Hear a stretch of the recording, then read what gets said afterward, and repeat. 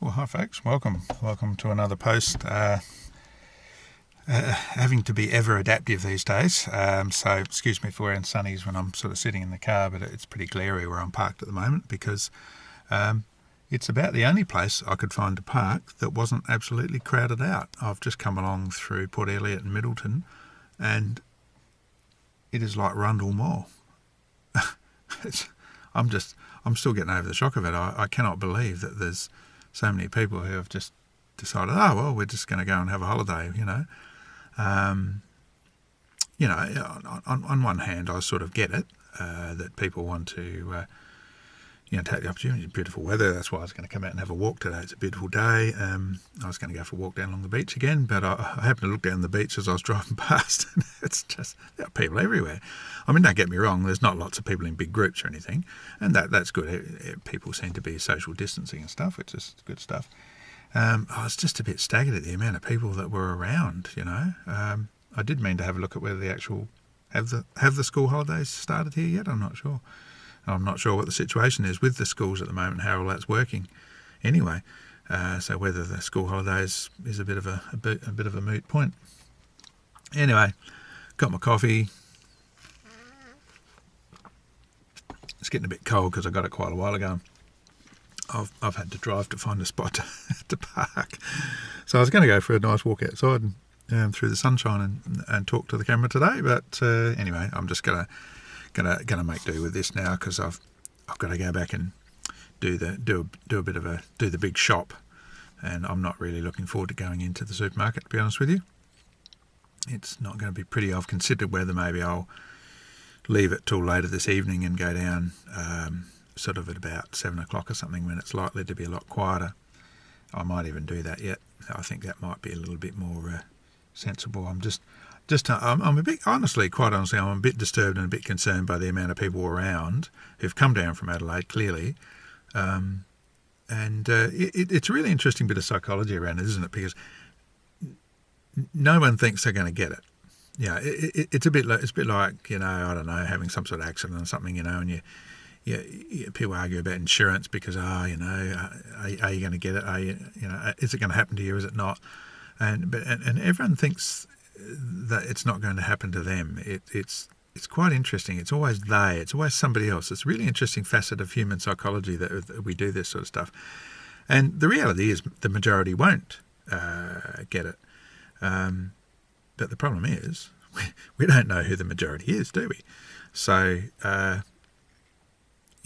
hence the restrictions, and hence why we have the the hand washing and all that sort of stuff. I've got a bit of hand sanitizer here. I don't know how good it actually is because it's an alcohol free one, so I don't know if that's that good, but I managed to get it from the chemist a couple of weeks ago, and I use it, wipe the hands down the steering wheel and the gear stick and all that sort of stuff. So you try and just minimise things. So I'm only going out about every second or third day now. Most of the time I'm staying home. I've got tons to do. There's no issue with finding things to do, and especially as you can get online or you can use the phone or whatever. It's amazing how many jobs you can do like that without having to actually go out. I'll say it again. I'm so glad we managed to sell. We're selling a property. I'm so glad we managed to get that done before all this started, because by gee, that's made a difference. And today I was just I won't go on too much about this because it's a pretty heavy duty subject, and I already covered a fair bit of heavy duty stuff the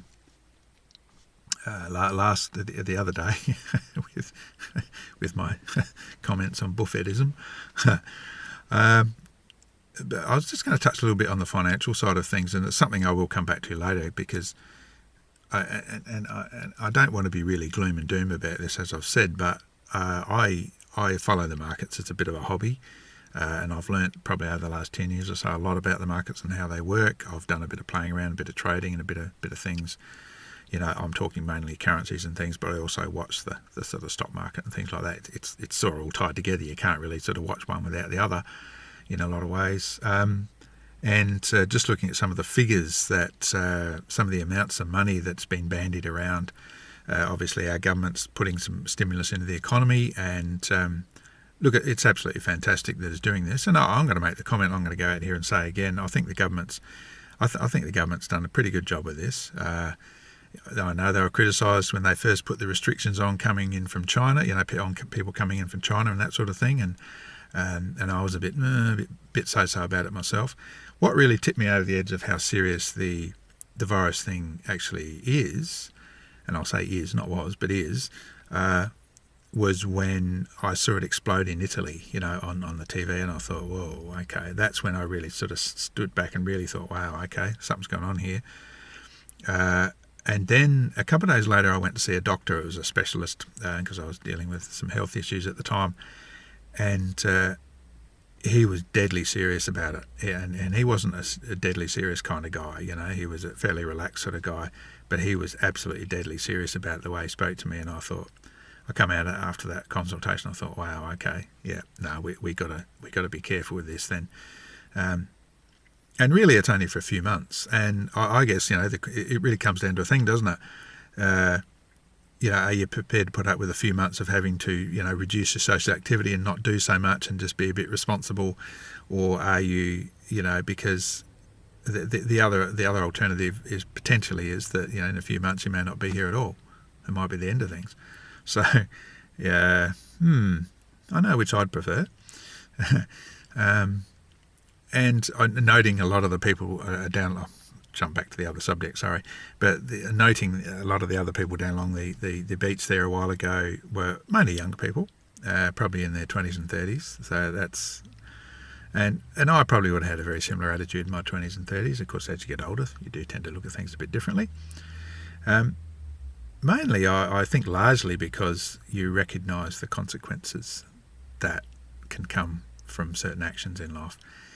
So just a quick word about the economic stuff, because I will come back and cover that another time. But the US has recently as a $2 trillion rescue package that they pumped into their economy. $1 trillion, by the way, is 1,000 billion. Okay. Now, just to give you an idea of the scale of the money that's going on here, the US Fed, as they call it, the Federal Reserve, which actually isn't federal at all, it's actually a private bank, but anyway, we won't go into that. The Federal Reserve has pumped in over $6 trillion into their economy, and basically the world's economy as well, since about, when was it, late September, early October last year, when they had a bit of a scare on the short-term lending market, and they didn't have enough money to cover it. So they've pumped in a lot of money since then. And, they're routinely pumping in billions of dollars a day. So they're starting to talk about figures in the quadrillion. A quadrillion is 1,000 trillion. Now, I don't know about you, but the kind of amounts of money make my eyes spin around a bit. So a billion is 1,000 million, right? A trillion is 1,000 billion. I think I got this right. So a quadrillion is 1,000 trillion. They're talking about up to $500 billion that they're going to end up pumping into the economy. This is in the US, and obviously it flows out into the world economy as well. I mean, those kind of figures. My honest opinion is I wonder if this situation will, because make no mistake, we're in phase one of this whole thing. The virus is a big thing. Don't let me downplay that thing at all. And I don't want to be we're all ruined. Quick, go and bloody jump off the jetty now. No, I don't think so. But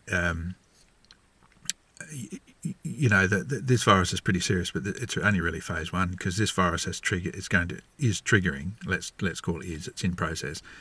A massive economic adjustment stuff going on here. This is going to make the GFC look like a bit of a 2-day hangover after a bad weekend. It's going to be huge. Not that I'll hold myself up and say I'm not particularly any sort of an expert on this. This is just what I've gathered. I read a lot of stuff during the course of the days. I read a lot of I've always been interested in a wide range of subjects, so I tend to read a wide range of stuff. And a lot of market analysts are saying this has got a long way to go down before things get better. This is in terms of your shares and stock market and things. They're not talking about the virus so much. Excuse me. So with our stimulus money that's starting to come through, I don't know about you folks, but I tell you the best thing you could do is hang on to it. Keep cash in the bank as much as you can for as long as you can. It may even get to a point, literally, where you might be better stashing the cash under the mattress or buy yourself a safe from Bunnings and stick it in that, and that's no exaggeration. There's going to be some massive readjustments of the world economy.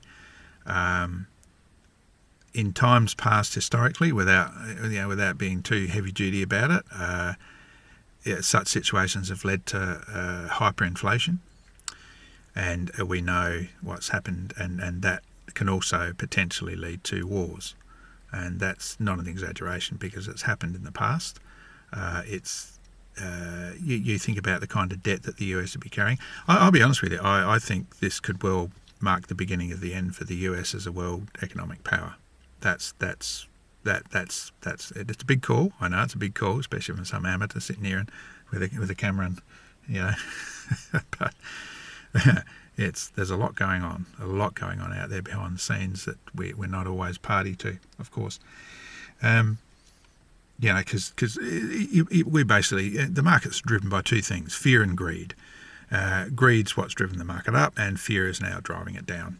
And when people are fearful, they'll run for safe havens. Most people are converting to cash at the moment. That's what most people are doing. They're converting their holdings into cash. That's why the markets are dropping. That's why gold isn't moving up. Normally in these situations, gold moves up because it's seen as a safe haven. Having said that, if you go to the Perth Mint and try and buy any gold or silver, you'll struggle to do it because they're having trouble with supply, of course. I'm talking physical gold and silver here. That's one of the safe havens that people often go into. Anyway, look, I won't go on and on about that, but at a personal level, hang on to your cash as best you can. I honestly would do that. Excuse me. Things are going to get better. Of course they will. It may take a while though, and it's going to be. We're going to emerge a very different world out in a year or two. It's going to be a very different world that we're going to emerge into. Younger people obviously have a lot more time to adapt than us, shall we say, getting older folks, and they may ride it over, ride the economic situation over much more easily. On a personal level, I'd also be looking to reduce my personal costs as much as you could. Any debts, anything, try and pay them down, get them out. Try and reduce your outgoings as much as possible.